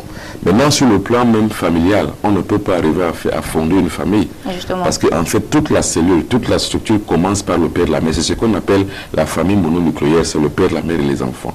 Alors, si on est contaminé, on ne peut pas faire une famille. Donc, on ne peut pas fonder mononucléairement une famille. Alors, donc là, perte sur le plan social. Alors, maintenant, sur le plan, disons, financier, on n'arrive pas à produire de façon économique soit ses forces physiques pour pouvoir être rentable, rentabiliser la famille. Donc sur le plan financier, c'est une catastrophe. On ne peut donc pas nourrir ses enfants, on ne peut pas envoyer ses enfants à l'école. Donc il y a des causes. En train de s'acheter du médicament. Parce qu'en fait, la santé, elle seule, quand on est séropositif, est plus de la moitié du salaire qu'on a annuellement. Ça veut dire que si vous gagnez 500 000 francs par an, vous allez dépenser minimum 250 000 francs pour la santé, si vous êtes séropositif. Ça veut donc dire que l'heure est grave. Il faut donc prendre les taureaux par les cornes et pouvoir mettre donc des espèces de blocage, de barrières, des espèces je veux dire que des espèces de stratégies qui permettent qu'on ne puisse pas l'avoir. C'est pour ça que nous parlons de ça avec la verve la plus possible pour que les gens puissent comprendre que l'heure est très grave, il faut faire attention. Justement, on rappelle que toute cette semaine, vu que bientôt même nous serons dans la journée mondiale du sida qui est très prochainement, le 1er décembre, donc nous sommes à quelques jours de là seulement. Toute cette semaine, nous allons parler de cette maladie qui fait vraiment des ravages dans le monde. C'est même avec amertume qu'on le dit. Donc hier avec vous, maître, on a vu l'origine. Aujourd'hui, nous avons vu les causes. Nous serons heureux également demain de vous avoir encore sur notre plateau pour parler des symptômes. Ah bien entendu, il faut simplement résumer ceci. Hier, nous avons dit que la science aujourd'hui médicale qui voudrait donc faire une communication de masse, une communication publique conformiste, voudrait que la maladie a été contractée en Afrique par l'homme, mais via aussi le singe. Ça, nous avons démontré hier que c'est faux. Nous avons vu qu'à partir des années 60, à Outrakland, c'est une forme d'espace de champ d'expérimentation que le trio Majesty, si on peut l'appeler ainsi, les États-Unis, la France et l'Angleterre avaient donc mis en place une forme d'idée émise par Churchill, je crois, pour pouvoir mettre en place une arme bactériologique capable de détruire les défenses naturelles. Pour la première fois dans l'humanité, on a donc imaginé cette arme-là. Alors, il y a des écrits qui le montrent, qui le démontrent. Je veux dire qu'au-delà de la communication officielle qu'on voudrait nous faire croire que ça vient d'un singe, il y a cette communication que je fais aujourd'hui parce que j'ai suivi des séminaires sur ça. Alors, à Outrakland, donc c'était au Congo belge. À l'époque, on l'appelait le Zaïre. Alors, donc, c'est donc là-bas qu'on a institué donc un champ d'expérimentation qui finalement a débouché 10 ans après à la mise sur pied d'une arme bactériologique qu'on appelle le VIH-Sida. On l'a appelé syndrome immunitaire déficitaire acquis. Ça veut dire quoi? Ça veut dire que c'est un syndrome qui peut donc en rendre déficitaire nos défenses naturelles. C'est donc comme ça qu'on met donc ça en place. Et puis dans les années 70, on commence à l'inoculer. On est passé par les voies de transmission habituelles. On peut passer soit par l'hôpital, où les gens qui viennent se faire soigner, se faire piquer, on inocule le virus, on le pique, soit dans les campagnes de vaccination, ou alors les enfants qui vont se faire vacciner. Je ne dis pas, et comme je l'ai dit hier, je ne remets pas en cause l'efficacité des vaccins. Non, c'est une bonne chose. Mais je dis, par là, la plupart du temps, les bébés galets sont passés par là pour pouvoir introduire certaines maladies. Donc le virus du sida aussi pouvait passer aussi par la vaccination. Je ne remets pas en cause la vaccination, je le redis. Mais je dis, ça peut passer par là aussi. Pour que 10 ans après, parce que l'incubation du virus dure 10 ans dans le corps de l'individu, 10 ans après, on a commencé par voir les premiers symptômes des maladies. Ce qu'on a connu, il y a d'autres qu'on n'a pas connus, que les gens sont morts avant même qu'on ne dépiste que voilà le résultat de l'arme qu'on a mis 10 ans plus tôt. Voilà, c'est ça qui arrive aujourd'hui. On l'a démontré hier et aujourd'hui on a dit les causes. On dit que les causes sont multiformes et multiples. Et il faut savoir que ces causes-là peuvent être évitées. C'est pour ça qu'on leur a dit. La principale cause, elle est sexuelle. D'ailleurs même, les études prouvent qu'en milieu homosexuel, en milieu des prostituées, des proxénétisme, le virus est beaucoup plus développé parce que c'est un milieu de sexe, en fait. C'est le commerce de sexe qu'on y fait. C'est pour ça qu'il faut faire attention. Et nous avons dit que les causes ne sont pas que sanguines. Parce qu'in fine, avec le temps, le virus du sida a développé des résistances et a muté. Ça veut dire que les causes peuvent même se passer par aspiration génitale. Ça veut dire que l'organe génital de l'homme peut puiser dans l'organe génital de la femme le virus et inversement. Et nous avons dit que non, le virus ne se fait pas par contact de la peau. Mais que c'est une possibilité mathématique. Que par exemple, un individu qui a une blessure, soit dans la bouche et vous l'embrassez, vous avez aussi une blessure, vous pouvez contacter. Un individu aussi qui est blessé sur la peau, si vous le mettez en contre votre peau et que votre peau soit blessée, contre sa blessure, vous pourrez être contaminé. Nous avons dit que la cause principale reste sexuelle. Mais aussi en milieu hospitalier, la même seringue qu'on utilise pour deux personnes peut être donc facteur de porter donc le virus du sida d'un corps à l'autre. Donc il fallait faire attention que tout ça, il faut mettre tous les garde-fous pour qu'on puisse être exempt et surtout aussi d'effets du virus du sida. Nous avons aussi dit que les causes peuvent être dans un comportement alimentaire. Quand on boit beaucoup, quand on fume beaucoup, quand on fait beaucoup d'excès, cela affaiblit le corps et favorise l'intromission du virus du sida dans le corps au cas où il y a contact. Il faut qu'on comprenne bien ce que je dis. Et nous avons dit que dans les chambres de passe à l'hôtel, les mêmes serviettes qu'on utilise la plupart du temps, ou alors pour les personnes qui ont plusieurs copines ou bien les femmes qui ont plusieurs copains qui font des passes, ça veut dire qu'il peut passer 3 copines en une journée dans sa maison et utilise la même serviette pour toutes ses copines. C'est une possibilité mathématique. Que la première copine avec qui on a utilisé la même serviette et que la deuxième qui vient peut-être 3 ou 4 heures de temps après peut être contaminée s'il avait un contact direct sur une blessure qu'elle pourrait avoir sur sa peau ou alors sur son organe génital. C'est une possibilité mathématique. Et on a dit que le risque zéro n'existe pas et que même les condoms, les préservatifs aujourd'hui ne peuvent pas constituer un abri pour la contamination de VIH-Sida. Voilà ce qu'on a dit aujourd'hui et il faut que vous compreniez bien afin de pouvoir mieux le traduire. Et nous avons dit que la première grande subtilité au niveau de la protection, c'est la prévention. Il faut toujours se faire dépister tous les 3 mois, une fois. Même si c'est cher, il faut savoir que la santé n'a pas de prix. Et il faut savoir qu'il y a aussi une question de fiabilité technique dans le dépistage. Tous les laboratoires n'ont pas la même fiabilité, n'ont pas la même efficacité. Donc il faut faire ça dans les laboratoires crédibles afin de pouvoir s'assurer qu'on n'a pas un virus ou bien qu'on l'a. Et quand bien même on l'a, il ne faut pas paniquer. Il faut savoir que l'ARV va fixer le virus. Et que maintenant, par un comportement alimentaire adéquat, ou alors par la prise de certains médicaments que nous allons donner de façon adéquate, on peut arriver à réduire progressivement la puissance et la virulence du VIH dans le sang. Ce qui va permettre qu'en faisant les CD4 régulièrement, on puisse constater qu'au fur et à mesure qu'on s'alimente normalement, le VIH se réduit dans le corps et les CD4 montent. Et nous avons également dit quelque chose de très important, que le virus s'apparente au CD4, donc s'apparente au globule blanc. Et ceux-ci, nos globules blancs, ne font plus attention et ne le combattent pas, parce qu'ils croient que c'est un même globule qu'ils sont. Alors là, maintenant, le sida, lui, il profite donc de cette naïveté de nos globules blancs pour les attaquer et les détruire. Or, les globules blancs qu'on appelle les CD4 sont actifs.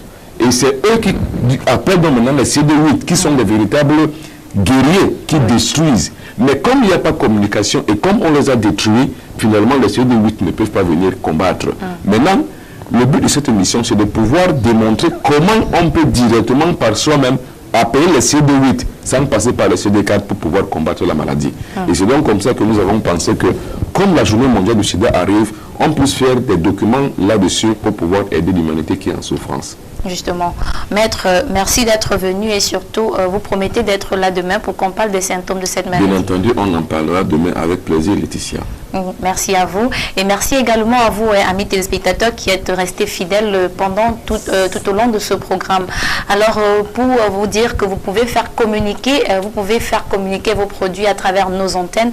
Comme je le disais tantôt, vous faites juste les 2 numéros de téléphone qui étaient affichés tout à l'heure. Mais également, vous pouvez être consultant de cette émission ou encore de l'une d'autre autre de nos émissions à Carrefour TV.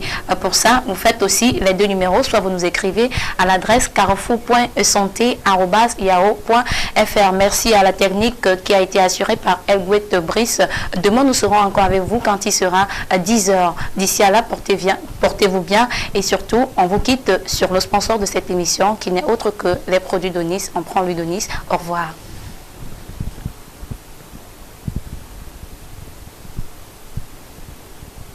Vous êtes victime d'un fait mystique et étrange. Vous avez été témoin d'une situation ayant trait à la sorcellerie et vous voulez le partager ou vous voulez tout simplement apporter votre soutien à l'émission. Écrivez à Carrefour des Mystères @yahoo.fr ou appelez au 00237 677 71 61 36 et au 697 06 20 91.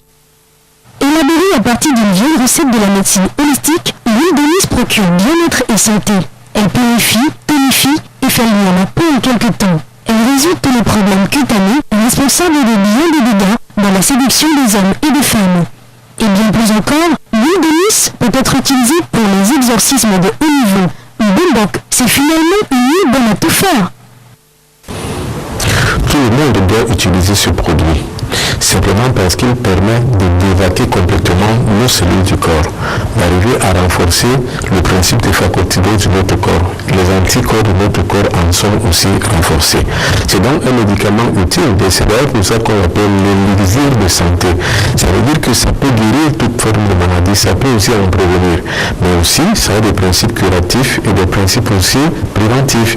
Ces principes préventifs sont inoculés, si vous voulez, sont réactivés à chaque fois que nous constituons ce médicament et surtout aussi neutralisés par rapport aux principes et aux procédés alambiques qui permettent qu'on puisse arriver à avoir une essence de l'huile. Cette huile essentielle donc nous donne la force vitale et vitalisante que nous avons besoin pour pouvoir nous mouvoir. En effet, on ne peut traduire tous les bienfaits de l'huile d'Onis car tellement ils sont nombreux. Ce qu'il faut simplement retenir, c'est que Onis est l'ange guéri qui combat Satan dans tous ses états. Disposer de l'huile d'Onis, c'est garantir une bonne protection contre les forces du mal, bon pour les enfants, agréable pour les adultes. Bombok, on peut l'utiliser comme antidote car elle permet d'éliminer 95% des toxines alimentaires qui détruisent notre flore intestinale. Même si cela peut correspondre à des prouesses que je réalise, c'est pas ça le but du principe actif que je suis devenu par rapport donc à la thématique de la médecine traditionnelle. Ce n'est pas ça qui est le plus important. Le plus important, c'est de pouvoir faire connaître. C'est-à-dire que je connais des procédés, je connais des formules spirituelles, je connais des formules sacrées pour pouvoir guérir et pratiquer une tradithérapie. Cela peut donc être utile pour l'ensemble de l'humanité. Le combat aujourd'hui que je mène est le combat de l'homme par l'homme et avec l'homme. La préparation de ce pur produit des laboratoires du Bombok Benedito est si complexe que le résultat à l'arrivée ne peut être que convaincant, car ce médicament, aux mille vertus thérapeutiques, guérit tous les mauvais sorts jetés par les sorciers ou renoncés à l'air libre. Le zona, le mousson, le famla, le ndiusi, les plaies inguérissables, le con et bien d'autres sont vaincus en quelques temps seulement. Le Bombok est l'enseignant, le Bombok est le thérapeute universel, le Bombok vibre avec le secret de Dieu. C'est ce qui fait de lui un grand professeur. Et le professeur dont je suis par exemple, ce n'est pas ce que je donne indicativement un enseignement qui est écrit sur des livres, mais c'est que j'enseigne les hommes par l'expérience de ma propre vie. Donc ce produit et ces médicaments que j'élabore sont l'expression de ces expériences que je mène depuis de longues années, depuis que je suis tout petit quand j'apprenais encore au cours de mon père qui lui aussi était un Bombok et un Bombok Mabi, c'est-à-dire un herboriste sacré. C'est la même donc généalogie et c'est la même propension de ce même traitement que j'essaie d'initialiser et de pouvoir rapporter avec un peu plus de connaissances chimiques, avec un peu plus d'élaboration intellectuelle pour pouvoir sortir de l'obscurantisme sataniste ou alors de l'obscurantisme idéologique dont on verse la plupart du temps en médecine traditionnelle. C'est pour ça donc que ce traitement reste un traitement de mise pour pouvoir apporter une grande conscience dans l'élaboration chimique de nos principes actifs traditionnels. L'huile d'Onis est une composite de matières graisseuses transformée à l'état subtil, bon pour massage, mais aussi pour embaumage dans le cas de l'exorcisme. Contact pour toute acquisition 002 237 77 71 61 36 ou le 97 06 20 91 ou encore contactez-nous à l'adresse carrefour.mystère@yahoo.fr.